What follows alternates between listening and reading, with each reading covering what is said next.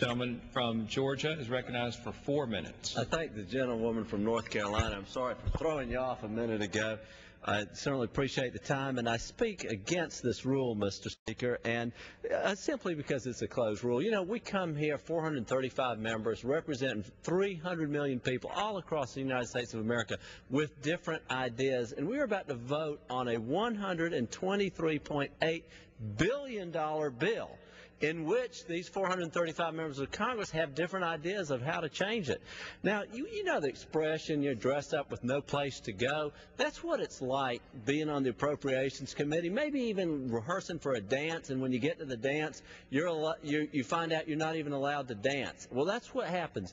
Mr. Laura and I have worked very closely over the last several months, and indeed over the last several years, working on agriculture issues. We have some sincere agreements, some sincere disagreements, but we always have a dialogue going.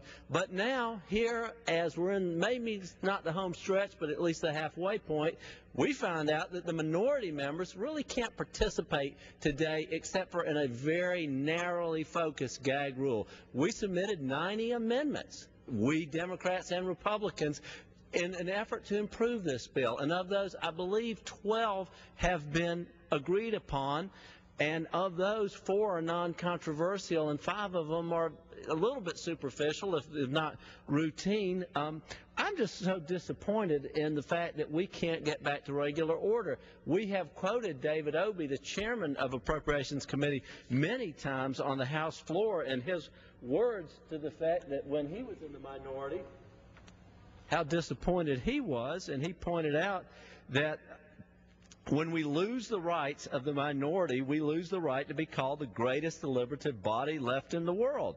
We had a good debate in the Rules Committee, and I thank my friend Mr. McGovern for facilitating that debate last night. And I don't believe that the Rules Committee made the final decision. I think the final decision was made down the hall by some staffers. I just believe that this really tight-lipped, ironclad, straitjacket on debate is bad for the system, as Mr. Obey lamented in 2006. You know, there was a great line from Fiddler on the Roof, and the star of it, I think his name was Octavius, I'm not sure, but I know these are the words.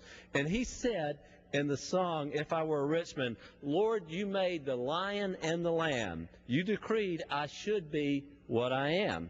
Would it spoil some vast eternal plan if I were a wealthy man? And so my question to my friends on the Rules Committee, would it really spoil some vast eternal plan if you had an open rule?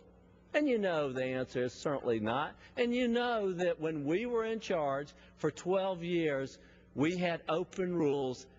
7 out of 12 years we had open rules on every single appropriations bill except for Ledge Branch, and as respects the Ag bill, we only had 1 year that we had a modified closed rule, and that was after 16 hours of debate.